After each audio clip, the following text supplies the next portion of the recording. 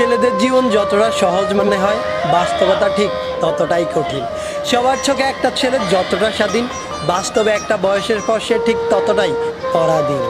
একটা ছেলেকে কখনোই দায়িত্ব শেখাতে হয় না।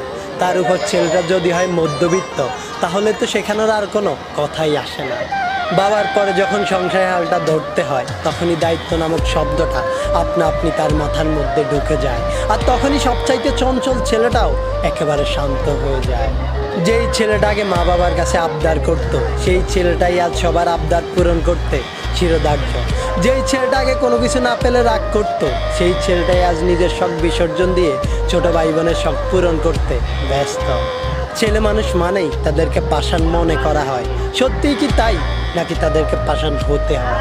সত্যি বলতে ছেলে মানেই পাষাণ নয়, কষ্ট ছেলেদেরও হয়। একটা মেয়ে চাইলেই কান্না করে তার মনের কষ্টগুলো সবাইকে বলতে পারে, কিন্তু একটা ছেলে চাইলেই তা করতে পারে না।